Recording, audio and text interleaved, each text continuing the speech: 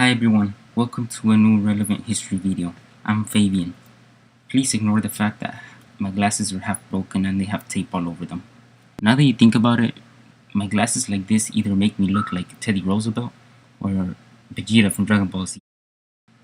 Anyways, today we're going to be taking a look at the Persian Empires, which range from 550 BCE to 651 CE. Although I won't be wearing glasses today, I'll be using this hourglass to measure the time, because you know what they say, time is short and learning is slow.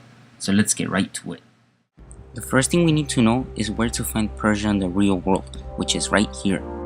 Now if you look at this map, not only do you see that the Persian people were mountains people, in other words farmers and herders, but also they live right next to Mesopotamia, which meant they were usually influenced by them. This influence mostly came from the Neo-Babylonian and Neo-Assyrian empires, which governed most of Mesopotamia at the time. But by the 6th century BCE, these empires began to fall and decline due to the constant war they had with each other. I mean, this was pretty much the cycle of every empire in Mesopotamia, if not every empire in the world. It would arise, it would take over nearby territories and expand, and then it will be taken down because of nomadic people that would come in and invade, which in this case were the Persians. As nations and empires began to collapse in Southwest Asia, this gave the opportunity in 558 BCE for a man to take the power among the tribes of Persia and pretty much begin a campaign of conquest. His name was Cyrus, and his campaign was so successful and his military skills were so great that he became known as Cyrus the Great. I mean, seriously, just look at how much territory Cyrus conquered in 28 years as king of Persia. No wonder he was called the Great. But the Achaemenid Empire, as it became known, would even conquer past what is now the Middle East and go beyond. Despite the death of Cyrus, the Persian Empire continued to spread, going into areas like Egypt, some of India, and even some Greek city-states. As the empire grew, not only was it a little harder to administrate it, but the Persians had to deal with different cultures and different ethnic groups. This is when Emperor Darius I, also known as Darius the Great, began to use satraps or regional governments that helped administrate the empire better and also made it easier to collect taxes and keep an eye on everyone in case there was any rebellions. This effective administration and a strong economy fueled by trade helped make the Achaemenid Persians very wealthy people. This allowed for the creation of underground canals known as qanats that gave the Persians a reliable source of water for food and for other necessities.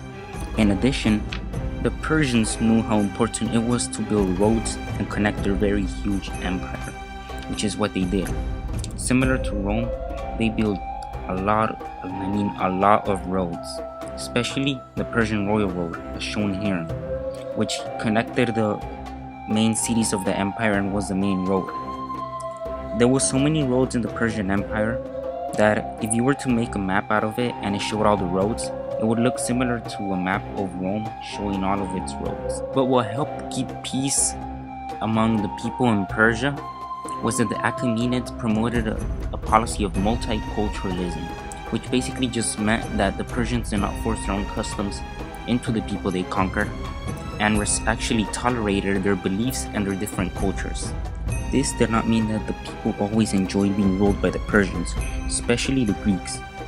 The Greeks, in fact, even called the Persians that oversaw their political affairs as tyrants. Anyways, long story short, these Greek colonies in modern-day Turkey rebelled against the Persians, and then King Darius sent a large force to put down the rebellion, which angered the other Greeks to the west, and then ended up leading to the first Persian invasion of Greece, which failed.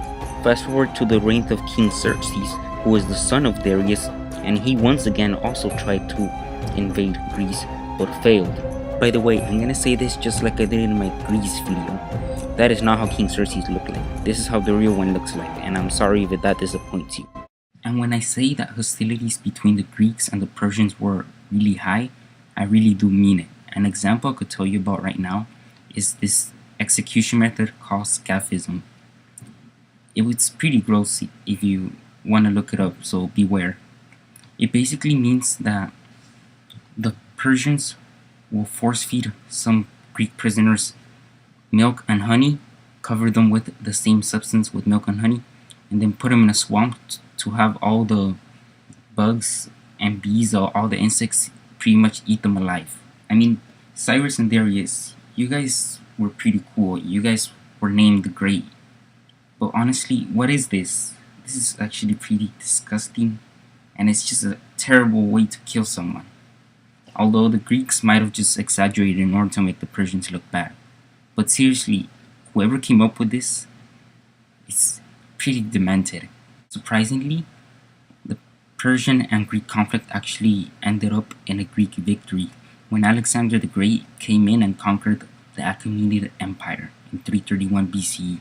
If you want to know a little bit more on how Alexander the Great became greater than Cyrus the Great, you might want to check out the video that I made on Alexander the Great, because why not make a video about another person called the Great? Anyways, upon Alexander's death in 323 BCE, one of his generals, Seleucus, was able to take over the parts of the former Achaemenid Empire, and then he formed his own empire called the Seleucid Empire, which started in 312 BCE, but ended up falling by 83 BCE. There are four main reasons why the Seleucid Empire fell. First, there was a lot of fighting against the generals that claimed parts of Alexander's empire. Second, there was a lot of anti-Greek rebellions because the Persians didn't like the Greeks. Third, the Roman Republic was beginning to gain power and fighting against the Persians. And fourth, a new Persian Empire was emerging further to the east. This new empire was the Parthian Empire, established by a semi-nomadic people called the Parthians. These people were able to expand and hold such a vast amount of land because of the horses that they have. I'm being serious. With the help of their stronger horses, they were able to keep the Roman Republic and then the Roman Empire away from them for a while. Rebellion in 224 CE actually brought the empire down, because this empire, unlike the last two, was not as centralized as the others. This rebellion in 224 CE actually helped bring the rise of yet another Persian Empire. But don't worry, this is the last one. And that was the Sassanid or Sasanian Empire. Although they didn't conquer as much land as the past three empires that I talked about, the Sasanians were really rich and wealthy because of trade. They continued to have a really centralized empire, and they were actually able to link Rome and China through trade and a lot of road building. This made them really wealthy, and in turn they became as powerful as Rome, even to the point of rivaling them, and also rivaling the Byzantine Empire after Rome fell. Eventually, this empire also fell in 651 CE because of a new threat. People from Arabia, which were coming with Islam and were pretty much Arab raiders that attacked the empire and eventually caused it to collapse. Oh man, why did I say the word Islam? Oh, they don't want to talk about religion.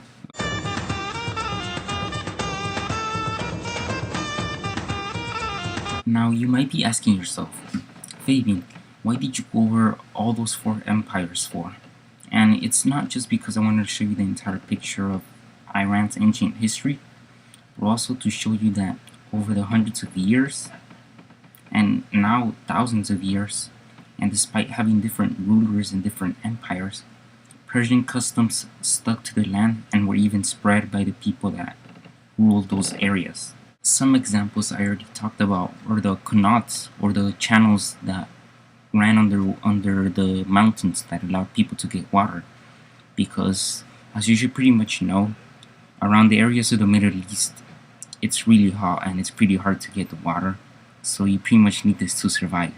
In addition, you have the Persians that build a lot of roads, which I kept on mentioning over and over again because they were really important. They helped keep the entire empire connected. And these roads were really important even for world history because they pretty much helped unite East and West and help them trade very consistently, just like I mentioned between Rome and China. Another important thing that I need to talk about is the Persian culture, how it continued and it stayed pretty much for hundreds and thousands of years. This is seen in the architecture and the beautiful cities that the Persians built in places such as Babylon, Susa, Persepolis, and Parsegais, which is the place where Cyrus the Great is actually buried. And of course, I cannot forget about the way the government was ran in Persia. The use of satraps or regional governments, which were under control of the direct central government, continued to be used over and over again. One last thing that I also should talk about is about religion. Oh boy, here we go again. Don't worry, I'm not going to talk about Islam. Because believe it or not, Iran has not always been an Islamic nation. Instead, I'm going to talk about this other pretty cool religion called Zoroastrianism. This religion is pretty interesting because it's really old, almost as old as Judaism and probably even more. And it pretty much has the same ideas about a monotheistic religion, which is there's a hell and there's a heaven, and that there's one God that created everything and he controls everything. And these ideas, for the time that you see recorded records about it, are pretty new. And this kind of makes historians say that this religion was the one that influenced Christianity, Islam, Judaism. But hey, if you don't agree with that, don't argue with me. It's the historians that say it. Anyways, to conclude, the Persian Empire was as relevant during ancient history as in today's history. Because if an empire or a nation has influences that last until today and pretty much influence the entirety of the ancient world, it was a pretty important empire. Oh, but that excludes Scaphism. Thanks for watching.